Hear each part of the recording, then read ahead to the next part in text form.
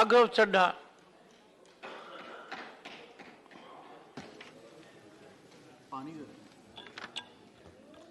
Sir, on behalf of my party, the Aam Aadmi Party, I rise to speak on the supplementary demand for grants for the financial year 2022-2023. Sir, सरल भाषा में कहूं तो वित्तीय वर्ष की शुरुआत में सरकार को जितना खर्च आवंटित किया गया था वो सारा पैसा खर्च करने के बाद आज अतिरिक्त पैसा मांगने सरकार इस सदन के भीतर आई है। काश ये सुविधा देश के आम आदमी के पास भी होती सर, जो महीने की 25 तारीख को अपना बटुआ खाली देखकर 5 दिन संघर्ष करके 1 तारीख आने की इंतजार करता है। Sir, supplementary demand for grants 2 चीजें में से एक अवश्य दर्शाता है। पहली चीज, क्योंकि सरकार को अतिरिक्त पैसे की जरूरत पड़ी, तो पहली चीज यह है कि जब वित्तीय वर्ष की शुरुआत में सरकार को पैसा चाहिए था तो सरकार ने अपना जो वित्तीय बजट था उसे अंडर एस्टिमेट कर प्रेजेंट किया, ताकि वित्तीय घाटे को सुंदर करके उसका सौंदर्यकरण करके दिखाया जाए। अगर यह नहीं है तो दूसरी स्थिति अवश्य होगी कि सरकार ने अपना बजट पूरी तरीके से मिसमैनेज कर दिया। इन दोनों में से यदि कोई एक स्थिति उत्पन्न होगी, उसी में सरकार को एडिशनल पैसे की अतिरिक्त खर्चे की जरूरत पड़ रही। सर, अतिरिक्त पैसे के लिए सरकार इस सदन के सामने आई है, कोई बात नहीं सर, उस पर चर्चा होगी, लेकिन चर्चा 2 और विषयों पे होनी चाहिए। पहला विषय कि वित्तीय वर्ष की शुरुआत में 40 लाख करोड़ का जो इतना भारी भरकम बजट इस सदन ने सरकार को सैंक्शन किया था, मंजूरी दी थी, उस 40 लाख करोड़ को खर्च करके सरकार ने क्या पाया? क्योंकि भारत देश के आर्थिक इंडिकेटर्स संकट का अलार्म बजा रहे हैं। और दूसरा, आज से 2-3 महीने बाद यहां से 100 मीटर दूर नॉर्थ ब्लॉक में जहां आने वाले वित्तीय वर्ष का बजट बन रहा है, आज ये बहस मैं चाहूंगा आने वाले वित्तीय वर्ष के बजट की भी नींव रखे। और सर, मैं नया सदस्य सदन का एक सुझाव और देना चाहता हूं। हम सारे लोग बजट पे चर्चा उसी समय करते हैं जब बजट प्रस्तुत किया जाता है। हमें सदन में 2 बार बजट पे चर्चा करनी चाहिए। एक बार जब बजट प्रस्तुत हो, और विंटर सेशन में 7-8 महीने बीतने के बाद कि उस बजट से देश को हासिल क्या हुआ, मिला क्या, कितनी नौकरियां मिली, क्या बेरोजगारी की दर है, कितनी महंगाई कम है। सर, आज सरकार 3,25,757 करोड़ मांगने इस सदन के भीतर आई है। मैं माननीय वित्त मंत्री जी का ध्यान ये पैसे सैंक्शन करने से पहले और सदन का ध्यान इस पैसे को अनुमति देने से पहले 8 बड़ी बीमारियां जिससे आज भारत देश की अर्थव्यवस्था पीड़ित है, बीमार है, उसकी तरफ करना चाहता हूं। पहली बीमारी है सर बेरोजगारी। इस सरकार ने चुनावों से पहले वादा किया था, भारतीय जनता पार्टी ने वादा किया था कि हम 2 करोड़ नौकरियां हर वर्ष देंगे। सर, नौकरियां तो नहीं आई, लेकिन इस वित्तीय वर्ष में बीजेपी की सरकार ने बेरोजगारी दर को 45 सालों में सर्वाधिक कर दिया। सर, 45 ईयर हाई पे अनएम्प्लॉयमेंट कर दिया। सर, 2014 में जब बीजेपी की सरकार बनी थी, 2014 में जब इनकी सरकार बनी थी, तब देश का बेरोजगारी दर 4.9% था। जब इनकी सरकार बनी थी तो बेरोजगारी दर 4.9% था। आज 8 साल बाद 2022 में यह बेरोजगारी दर 4.9% से बढ़कर 8% पे आ गया है। 8%। और ये तो ऑर्गेनाइज सेक्टर की बेरोजगारी है। अनऑर्गेनाइज सेक्टर के जॉब लॉसेस, एमएसएमई के कारखाने कितने बंद हो गए, उनका घर बिक गया, कारखाने बंद हो गए, उसका तो हिसाब ही सरकार के पास नहीं है। अभी कुछ ही समय पहले लोकसभा में जवाब देते हुए वित्त मंत्री जी ने देश को बताया कि कुल 22 करोड़ आवेदन पत्र भारत सरकार के पास नौकरी मांगने के लिए आए। उन 22 करोड़ आवेदन पत्रों में से आपको जान के चंबा होगा, सरकार ने मात्र 7 लाख लोगों को नौकरी दी। सर, 22 करोड़ आवेदन पत्र के मुकाबले 7 लाख लोगों को नौकरी। सर, हम लोग छाती चौड़ी कर कहते हैं कि हम युवा देश हैं, हम युवाओं का देश है, हमें अपने डेमोग्राफिक डिविडेंड पे गर्व है, फक्र है। सर भारत का डेमोग्राफिक डिविडेंड बेरोजगारी के तले दबता जा रहा है, सड़कों पे लाठियां खा रहा है और भारत सरकार डेमोग्राफिक डिविडेंड को डेमोग्राफिक डिजास्टर में तब्दील करती जा रही है। सर ये सच्चाई है आज। सर मैं आपको बताना चाहूंगा कि यह सरकार जिसने देश को, युवाओं को घर पे बिठाने का काम किया, इसका नारा बदल के हो गया है हर घर बेरोजगार। यही है आज की भाजपा सरकार। सर मैं दूसरी बड़ी बीमारी जो इस भारत की अर्थव्यवस्था को लगी है उसकी तरफ आपका ध्यान आकर्षित करना चाहूंगा। दूसरी बड़ी बीमारी है सर इन्फ्लेशन, यानी कि महंगाई। इन्फ्लेशन को कहा जाता है sir, inflation is taxation without legislation. वो महंगाई जो सरकार कानून लाए बिना जनता पे थोप देती है सर। आज भारत की महंगाई इस वित्तीय वर्ष में 30 सालों में सर्वाधिक थी सर, 30 ईयर हाई पे, जहां भारत की थोक महंगाई 12 से 15% के आसपास घूम रही है और खुदरा महंगाई 6 से 8% के आसपास घूम रही है। वादा किया था सर आय बढ़ाने का, आय तो बढ़ी नहीं, महंगाई बढ़ गई। और सर बढ़ती महंगाई और घटती कमाई के चलते आज देश को आधार कार्ड की नहीं, उधार कार्ड की जरूरत पड़ रही है। देश के आम आदमी को उधार कार्ड की जरूरत है। और सर आज इस बहस को सुन रहे भारत देश के करोड़ों लोगों को मैं कहना चाहूंगा कि यह सरकार आप सबको गरीब कर रही है। गरीब सिर्फ वो नहीं सर जो सड़क पे कटोरा लेकर भीख मांग रहा है, हम सब गरीब हो रहे हैं। गरीब इसलिए हो रहे हैं कि हमारी आमदनी नहीं बढ़ रही, लेकिन महंगाई बढ़ती जा रही है। सर मैं उदाहरण देता हूं, एक शख्स जो 20,000 रुपए महीने के कमाता था और 18,000 रुपए खर्च करता था, वो महीने का 2,000 रुपए बचाता था। आज उसकी आमदनी 20 की 20 है, 20,000 है, लेकिन खर्चा 18,000 से बढ़कर 25,000 करोड़ हो गया। यानी कि 20,000 की आमदनी, 25,000 का खर्च, 5,000 रुपए की नुकसान का खामियाजा का कर्जा देश का एक एक आदमी भुगत रहा है। सर मैं बताना चाहूंगा, सुनिए मेरी बात ध्यान से। जब 2014 में महंगाई का आलम देखिए सर, 2014 में जब यह सरकार बनी थी तो पेट्रोल 55 रुपए प्रति लीटर पे बिकता था। आज पेट्रोल 100 रुपए प्रति लीटर पे बिकता है। डीजल 45 लीटर पे बिकता था, 45 रुपए प्रति लीटर, वो डीजल आज 90 रुपए प्रति लीटर पे बिक रहा है सर। एक गैस का सिलेंडर 400 रुपए का मिलता था बाजार में 2014 में जब इनकी सरकार आई थी, आज वो गैस का सिलेंडर 1100 रुपए का हो गया सर, 1100 रुपए का। दूध 1 लीटर 36 रुपए का मिलता था, दूध आज 60 रुपए प्रति लीटर हो गया है।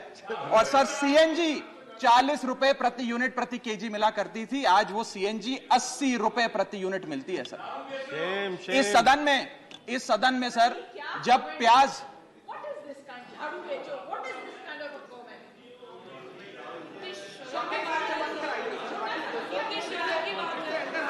सर आपका प्रोटेक्शन चाहिए, आपका प्रोटेक्शन चाहिए सर, ये बात सही है सर। कमेंट से देखिए सर आप। चलो बोलो सर, बोलो, चलो बोलो। सर जब देश में, I am not yielding but sir, इस देश में जब प्याज के दाम 100 रुपए प्रति केजी के ऊपर हो गए और इस सदन में हंगामा हुआ तो माननीय वित्त मंत्री जी ने कहा कि मैं प्याज नहीं खाती, तो मुझे उनके भाव से, प्याज की कीमतों से कुछ लेना देना नहीं है। ये मेरा विश्वास है सर कि माननीय वित्त मंत्री जी आटा, चावल, दाल, दूध, दही, पनीर तो अवश्य खाती होंगी, क्योंकि इन सब के भाव बढ़ गए। जीएसटी लगा के इन्होंने देश की थालीनॉमिक्स, फूड इन्फ्लेशन को बिगाड़ दिया। आटा, दाल, चावल, दूध, दही, सबके रेट आज स्काई रॉकेटिंग है सर, आसमान छू रहे हैं। और भारत की फूड इन्फ्लेशन 10% से लेकर 17% के बीच पूरे वित्तीय वर्ष में मंडरा रही है। ये हालात हैं सर भारत की थालीनॉमिक्स की। मैं बताना चाहूंगा सर कि इस सरकार ने अमीरों को अमीर और गरीबों को गरीब करने का काम किया। पर कैपिटा इनकम किसी भी देश की आर्थिक स्वास्थ्य का एक बहुत बड़ा इंडिकेटर होता है। भारत की पर कैपिटा इनकम वित्तीय वर्ष 2021 में सर 9,160 रुपए से गिर गई, यानी कि हर व्यक्ति की औसतन कमाई 9,160 रुपए गिराने का काम किया। यानी कि आमदनी 98, खर्चा रुपया, यह सरकार ने करके हम सबको दिया है सर। तीसरी बड़ी बीमारी जो भारत की अर्थव्यवस्था को लगी हुई है वो है आर्थिक सुधार का झांसा, the hoax of economic recovery. इस वित्तीय वर्ष के पहले क्वार्टर में भारत की आर्थिक विकास दर 13.5% थी। दूसरा क्वार्टर आते आते, जिसे फेस्टिवल क्वार्टर कहते हैं, जिसमें बड़े बड़े त्योहार आते हैं, जिसमें खपत भी बढ़ती है, उत्पादन भी बढ़ता है, मांग भी बढ़ती है, उस क्वार्टर में आर्थिक विकास दर 13.5% क्वार्टर 1 के मुकाबले गिरकर 6.3% पे आ गई सर, यानी कि आधी हो गई। और अगर आप पिछले साल के क्वार्टर सेकंड से दूसरी तिमाही से कंपेयर करें तो क्वार्टर ऑन क्वार्टर 2021 में 8.4% दूसरी तिमाही की ग्रोथ थी, और इस बार इस क्वार्टर में जो अभी समाप्त हुआ 6.3% है, यानी कि भारत की आर्थिक विकास दर घटती जा रही है। और मुझे बड़े दुख से कहना पड़ रहा है कि जब वित्त मंत्री जी फरवरी में वित्तीय वर्ष 23-24 का बजट प्रेजेंट करेंगी, तब भारत की चौथी तिमाही की आर्थिक विकास दर 5% से भी नीचे होगी, which is unprecedented in recent time sir. यह भारत की इकोनॉमिक ग्रोथ की हालत है। और यह वर्ष तो जो बीत गया, इस वर्ष तो आपने आर्थिक जो विकास दर था उसकी ऐसी तैसी कर दी। अगले साल के आर्थिक विकास दर के आंकड़े सुनिए। सरकार चाहती है हम 8% पे आगे बढ़ें। वर्ल्ड बैंक कहता है वित्तीय वर्ष 23-24 में हम मात्र 6% पे ग्रो करेंगे। क्रिसिल कहता है हम 6% पे ग्रो करेंगे। ओईसीडी कहता है हम 5.7% पे ग्रो करेंगे। गोल्डमैन सैक्स कहता है हम 5.3% पे ग्रो करेंगे, और आईएमएफ कहता है हम 5.1% पे ग्रो करेंगे। यानी कि भारत की अर्थव्यवस्था में ऊपर जाने की बजाय हमारी व्यवस्था नीचे आ रही है सर। चौथी और एक बड़ी बीमारी जो भारत की अर्थव्यवस्था को लगी है वो है द डेट क्राइसिस। भारत सरकार की देनदारी, भारत सरकार पे चढ़ा बहुत बड़ा कर्ज। सर 1947 से लेकर 2014 तक, यानी कि इन 67 सालों में कई पार्टियों की सरकारें रहीं, केंद्र में कई पार्टियों ने शासन किया। इन 67 सालों में तमाम पार्टियों की सरकारों ने मिलकर कुल कर्जा 55 लाख करोड़ का लिया था, और बीते 8 सालों में 2014 से 2022 में इस बीजेपी की सरकार ने कुल कर्जा 85 लाख करोड़ रुपए लिया। यानी कि एक तरफ 67 सालों का, बीते 67 सालों का 55 लाख करोड़ का कर्जा, और इस सरकार ने अकेले 8 सालों में 85 लाख करोड़ रुपए का कर्जा ले लिया। मैं पूछना चाहता हूं इनसे कि ये तो मुफ्त की रेवड़ी भी नहीं बांटते, ये तो मुफ्त की रेवड़ी में भी विश्वास नहीं रखते, तो फिर इनका कर्जा इतना कैसे बढ़ता जा रहा है? ये पैसा जा कहां रहा है, किसकी जेब में जा रहा है? दोस्तवाद की नीति के तहत कौन से इनके दोस्त हैं जिन्हें फायदा पहुंचाया जा रहा है? ये मैं पूछना चाहता हूं सर 2014 में जब भाजपा की सरकार बनी तो government debt to GDP ratio 40% था, मात्र 40%। आज government debt to GDP ratio इस देश में 90% छू रहा है सर, 90%। और इस देश की डेट की स्थिति बढ़ाकर 1,55,000 करोड़ का 1,55,000 करोड़ का कुल कर्जा इस देश ने लिया सर। पांचवी बीमारी जो भारत की अर्थव्यवस्था को लगी हुई है, पांचवा बड़ा रोग, किसानों का संकट।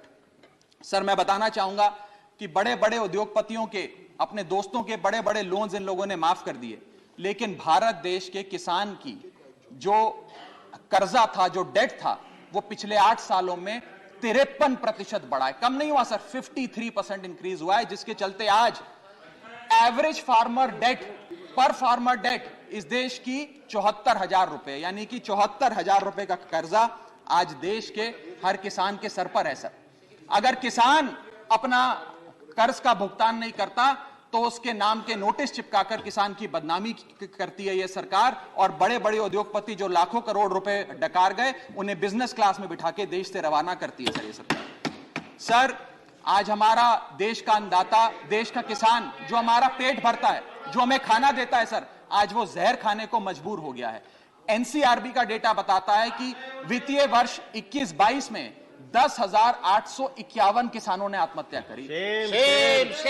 यानी कि इस देश में औसत रोज के 30 किसान आत्महत्याओं की आती है। 30 किसान रोज इस देश में आत्महत्या कर रहे हैं। हम आजादी का अमृत महोत्सव मना रहे हैं, and 30 farmers per day in this country commit suicide sir. मैं अपने ट्रेजरी बेंचेस पे बैठे मित्रों को यह भी कहना चाहूंगा कि किसान भोला है, भुलक्कड़ नहीं है। वो ये नहीं भूला कि 1 साल आपने उसे खुले आसमान में सड़कों पे आंदोलन करने के लिए उतारा था, जिसमें 800 से ज्यादा किसानों की शहादत हुई सर। और सर किसानों के बारे में मैं एक आपको बड़ी महत्वपूर्ण जानकारी देना चाहता हूं किसानों की आय दुगनी करने का वादा सरकार ने किया था कि हम बढ़ाएंगे और दुगनी करेंगे। आय दुगनी करना तो छोड़ दीजिए, स्टैंडिंग कमेटी ऑन एग्रीकल्चर की रिपोर्ट बताती है कि 4 से ज्यादा राज्यों में आय बढ़ाना तो दूर, 30% किसानों की आय घट गई सर, बढ़ाना तो दूर की बात। आय किसान की घटाने का काम इन लोगों ने किया, और एक ऐसे दौर में जब भारत की रूरल इन्फ्लेशन भारत की अर्बन इन्फ्लेशन से ज्यादा है, यानी कि गांव में रहना महंगा है शहरों के मुकाबले। सर मैं छठी बीमारी पे आता हूं। जो छठी बीमारी भारत की अर्थव्यवस्था को लगी हुई है सर, वो है प्राइवेट सेक्टर इन्वेस्टमेंट में गिरावट। 2 बड़े फायदे इस सरकार ने कॉर्पोरेट जगत को दिए। पहला, कॉर्पोरेट टैक्स कम करके 30% से घटाकर 22% कर दिया, जिसमें 1.5 लाख करोड़ का फायदा कॉर्पोरेट्स को दिया, और सरकार का हर साल का 1.5 लाख करोड़ का नुकसान कराया। और दूसरा बड़ा फायदा, अपने दोस्तों के उद्योगपतियों के पिछले 5 वित्तीय वर्षों में 10 लाख करोड़ रुपए राइट ऑफ कर देने, वो माफ कर देने। ये 2 बड़े फायदे उन्होंने रियायतें। Honourable member, you have twice made observations अपने दोस्तों के।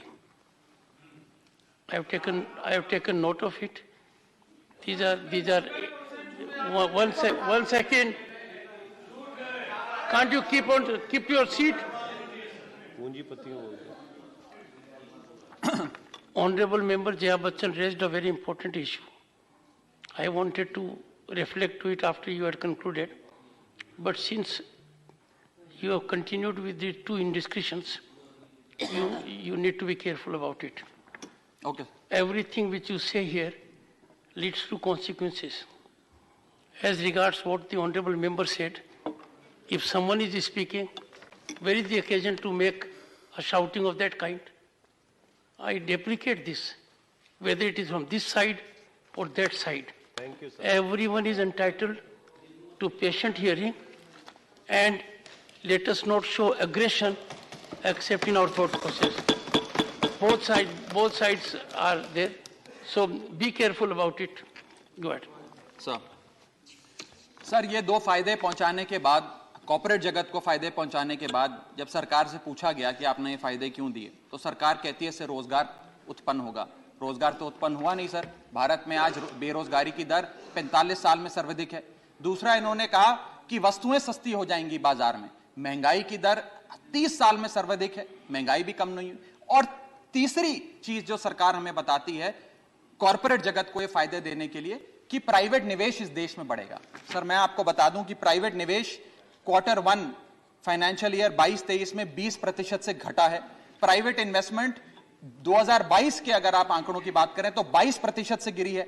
फॉरेन इन्वेस्टमेंट 59% से घटा है। और GFCF, जिसे ग्रॉस फिक्स्ड कैपिटल फॉर्मेशन कहते हैं, जो इंडस्ट्री का इन्वेस्टमेंट होता है, जो इंडस्ट्री फिक्स्ड कैपिटल में इन्वेस्ट करती है, वो वित्तीय वर्ष 19-20 से लेकर आज तक लगभग सारे क्वार्टर्स में गिरता गया, 1-2 क्वार्टर छोड़ के। ये प्राइवेट इन्वेस्टमेंट के हालात हैं इस देश में। मैं कहना चाहूंगा माननीय वित्त मंत्री जी को कि आज से 2-3 महीने पहले इंडस्ट्री से बात करते हुए वित्त मंत्री जी ने कहा that why is the Indian corporate sector not investing. उन्होंने उन्हें डांट के कहा कि आप लोग क्यों नहीं इन्वेस्ट कर रहे हैं। मैं बताना चाहता हूं क्यों नहीं इन्वेस्ट कर रहे हैं। इन्वेस्टमेंट रियायतें देने से नहीं आती, इन्वेस्टमेंट डिमांड क्रिएट करने से आती है। आपको मार्केट में मांग क्रिएट करनी पड़ेगी। जब मांग क्रिएट होगी तो उत्पादन भी होगा और खपत भी होगी। मैं एक और महत्वपूर्ण आंकड़ा आपके सामने रखना चाहता हूं सर। 7वीं बड़ी बीमारी जो भारत की अर्थव्यवस्था को लगी है, devaluation of the Indian rupee, गिरता हुआ रुपया। सर आज हम आजादी का अमृत महोत्सव बना रहे हैं और सरकार ने आजादी के अमृत महोत्सव वाले साल में रुपये को मार्गदर्शक मंडल में डाल दिया है सर। रुपया 82 रुपए हो गया है। जब ये सरकार बनी थी तो रुपया 60 रुपए। सर खत्म करने दीजिए। It's my maiden speech sir, please. Sir maiden speech sir it's my maiden. Sir 2014 में 1 डॉलर जब इनकी सरकार आई थी वो 60 रुपए का मिलता था सर। आज $1 82 रुपए का हो गया। ये सरकार कहा करती थी, कई बड़े नेता इनके दिग्गज कहा करते थे कि जब रुपया गिरता है तो भारत की साख गिरती है, भारत की प्रतिष्ठा गिरती है। आज तो सर लगता है कि साख, प्रतिष्ठा और रुपया सब न्यूनतम स्तर पे आ गया सर। मैं आपको यह भी बताना चाहता हूं सर कि कोई भी अर्थशास्त्री आपको यह बताएगा कि जब रुपया गिरता है तो भारत के एक्सपोर्ट बढ़ते हैं, और बढ़ने चाहिए भी सर। क्यों बढ़ते हैं? क्योंकि मान लीजिए कोई बहुत बड़ा बायर अमेरिका में बैठा है, वो भारत की एक वस्तु $5 पे खरीदता था, आज क्योंकि डॉलर मजबूत हो गया, रुपया कमजोर हो गया, वो वस्तु $3.5 में उसे मिल जाती है, तो वो ज्यादा ऑर्डर देता है, भारत के एक्सपोर्ट बढ़ते हैं। लेकिन आज एक बड़ी चौंका देने वाली स्थिति इस देश में है कि रुपया तो गिर रहा है, डॉलर मजबूत हो रहा है, लेकिन भारत के एक्सपोर्ट्स भी गिर रहे हैं। और एक्सपोर्ट्स क्यों गिर रहे हैं, यह मैं सवाल भारत की वित्त मंत्री जी से पूछना चाहता हूं। इस ईयर ऑन ईयर आंकड़ों की हम बात करें अक्टूबर 2022 की, तो 16.7% से भारत के एक्सपोर्ट्स कॉन्ट्रैक्ट हुए सर, यानी कि रुपया भी गिर गया और भारत के एक्सपोर्ट्स भी गिर गए। ना खुदा मिला ना विसाले सनम, ना इधर के रहे ना उधर के रहे। सर 8वीं बड़ी बीमारी जो भारत की अर्थव्यवस्था को लगी है वो है the failure of the startups. पूरे देश में, पूरी दुनिया में घूम घूम कर सरकार के बड़े नेताओं ने कहा कि भारत अब एक स्टार्टअप नेशन बन गया है, दुनिया में भारत अब दुनिया की स्टार्टअप कैपिटल बोला जाएगा। मैं बताना चाहता हूं सर, क्या कभी वित्त मंत्री जी ने मुड़ के भारत के स्टार्टअप्स की हालत देखी? आज भारत में 10% से भी कम स्टार्टअप्स अपनी 5वीं सालगिरह पूरा करते हैं। ईयर ऑन ईयर 37% का डिक्लाइन स्टार्टअप में इन्वेस्टमेंट में है। और अनअकैडमी हो, ओला हो, कार्स 24 हो, वेदांतु हो, बाइजूस हो, मीशो हो, चार्ज भी हो, उड़ान हो, ये सारे बड़े स्टार्टअप्स, जो ये बड़े बड़े स्टार्टअप जिन्हें हम न्यू इंडिया की न्यू इकोनॉमी कहकर पूरे विश्व में प्रचारित करते हैं, इन सारे स्टार्टअप्स ने नौकरियां से लोगों को निकालकर हजारों लोगों को बेरोजगार करने का काम किया। सर मैं आता हूं डिमांड फॉर ग्रांट्स पर, सप्लीमेंट्री डिमांड फॉर ग्रांट्स। ये मैं पढ़ रहा था सर, 3,25,757 करोड़ सरकार ने मांगे हैं। इसमें 1 लाख करोड़ एक सब्सिडी के लिए हैं, 80,000 करोड़ दूसरी सब्सिडी के लिए हैं, 45,000 करोड़ तीसरी सब्सिडी के लिए, और ऐसे सब्सिडी के पैसे मांग रहे हैं। सर ये डिमांड फॉर ग्रांट्स कहां है? ये तो डिमांड फॉर सब्सिडी है। और जब हम लोग दिल्ली में अरविंद केजरीवाल जी की सरकार गरीब आदमी को मुफ्त बिजली देती है, मुफ्त पानी देती है, मुफ्त शिक्षा देती है, मुफ्त स्वास्थ्य देती है, तो इनको हमारी सब्सिडी रेवड़ी लगती है सर। इनकी सब्सिडी, हमारी सब्सिडी रेवड़ी, ऐसा तो नहीं होगा सर। ये करें तो पुण्य, हम करें तो पाप। हमारी सब्सिडी भी सब्सिडी है, इनकी सब्सिडी भी सेफ। और मैं चाहूंगा सर, इस देश में बहस होनी चाहिए और आप वो बहस कराएं सर कि रेवड़ी क्या है, सही मायने में क्या मुफ्त की रेवड़ी और क्या मुफ्त की रेवड़ी नहीं है। सर यहां बैठे सभी सांसदों को और लोकसभा में बैठे सभी सांसदों को सर 34 हवाई यात्राएं मुफ्त मिलती हैं।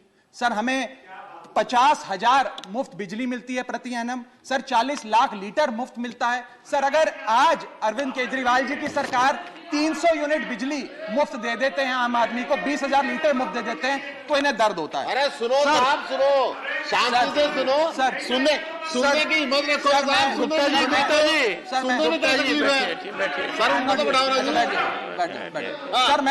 सर मैं बताना चाहूंगा इस देश के मैं महत्वपूर्ण आंकड़ा दे रहा हूं सर। इस दुनिया में बस कंक्लूड कर रहा हूं सर, ओवर सर इस दुनिया please honourable member please sir इस दुनिया में राइट, बट प्लीज सर इस दुनिया में leave it to the chair, sir इस देश प्लीज कंक्लूड, बस कंक्लूड कर रहा हूं सर, मेरे बस 2 पन्ने रह गए सर। सर इस देश के नहीं 12 पढ़ चुका हूं सर। इस दुनिया में 40 ऐसे विकसित देश हैं सर, जो बस कंक्लूड कर रहा हूं सर, इस दुनिया में 40 ऐसे विकसित देश हैं। इस दुनिया सर बस कंप्लीट कर रहा हूं सर, इस दुनिया में 40 ऐसे विकसित देश हैं जो मुफ्त बिजली, मुफ्त पानी, मुफ्त शिक्षा देते हैं। सर वो इसलिए मुफ्त नहीं देते क्योंकि वो विकसित हैं सर, वो इसलिए दे पाते हैं, वो उन्होंने ये सारी चीजें मुफ्त देकर ह्यूमन रिसोर्सेज में इन्वेस्ट किया, इसलिए विकसित बने। डॉक्टर सर अंत में मैं कंक्लूड करते हुए मैं कंक्लूड कर रहा हूं सर आखिरी आइटम पे sir supplementary demand for grants में पढ़ रहा था sir. Supplementary demand for grants के अंदर एक बड़ा दिलचस्प लाइन आइटम है, मैं सबका ध्यान चाहूंगा sir supplementary demand for grants में एक बड़ा दिलचस्प लाइन आइटम है, मैं पढ़ के सुनाना चाहूंगा। For purchase of land and ready built office accommodation for the enforcement directorate 30 crore rupees. Sir खाली 30 करोड़ रुपए ईडी के लिए, इनका बेस्ट परफॉर्मेंस देने वाला विभाग है, सारे नेताओं को जेल में डाल दिया। इसके लिए तो 30 लाख करोड़ लेना चाहिए, खाली 30 करोड़ से बात नहीं बनेगी।